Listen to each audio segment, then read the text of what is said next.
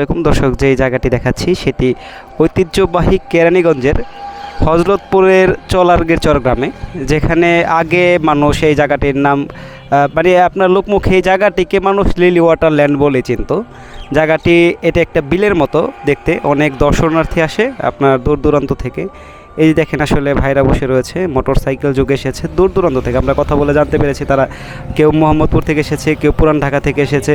এরা কিন্তু আসলে এখানেই যে প্রকৃতির যে একটা মায়া রয়েছে সেই মায়াটিকে উপভোগ করার জন্য এবং গরম থেকে স্বস্তি পাওয়ার জন্য এখানে এসেছে।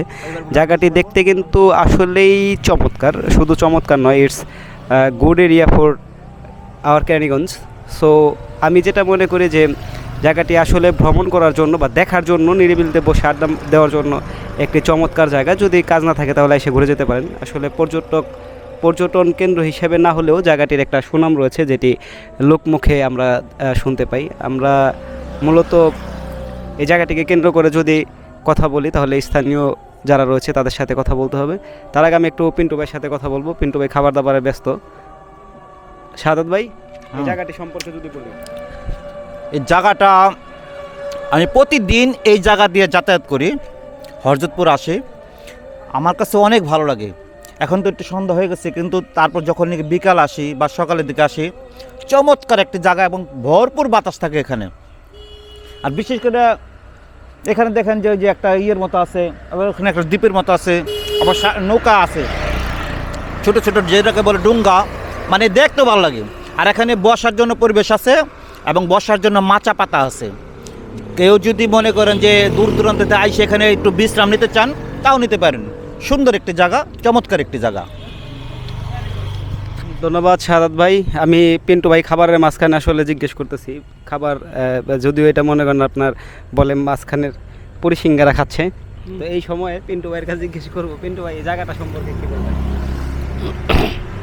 আসলে আমাদের কেরানীগঞ্জের মধ্যে প্রত্যেকটাই কিন্তু সুন্দর জায়গা, এবং সুন্দর সুন্দর জায়গাগুলোকে আসলে আমরা চিনি না।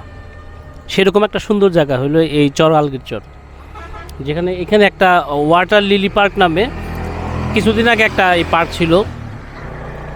আর এখন যে আপনার এই যে রেন্টি গাছগুলো আছে, এই প্রচণ্ড তাপদাহের মধ্যে আপনারা কিন্তু এখানে আসতে পারেন, এবং যদি একটু শ্যামল ছায়া বা একটু স্বস্তির নিঃশ্বাস নিতে চান বা একটু নিরিবিলি সময় কাটাতে চান, তাহলে অবশ্যই এই জায়গাটা খুব পছন্দের একটা জায়গা। সবচেয়ে পছন্দের হলো এখানে আপনার শেষ বিকেলের যে আভাটা, এই আভাটা খুব ভালো লাগবে। তো আশা করব আপনারা যারা সুন্দর পিপাসু তারা অবশ্যই এই চর আলগির চর নামে, হজরতপুরের চর আলগির চর নামে যে জায়গাটা আছে, এই জায়গা আসবেন এবং এর সৌন্দর্য এবং সান্নিধ্য উপভোগ করবেন বলে আমার ইচ্ছা, এবং আপনাদের আশাটাই আমাদের লক্ষ্য হিসেবে থাকবে। ধন্যবাদ সকলকে। আসলে যেহেতু সন্ধ্যা হয়ে গেছে, বাড়ির দিকে যেতে হবে, অনেক নামাজ পড়ার সময় এখন। আজকের জন্য এখান থেকে বিদায় নিচ্ছি, আবার নতুন কোনো অনুষ্ঠানে হাজির হওয়ার পরিকল্পনা থাকতে পারে, সে প্রত্যাশায় সবাই ভালো থাকুন। সবার সুস্বাস্থ্য কামনায় আল্লাহ হাফেজ।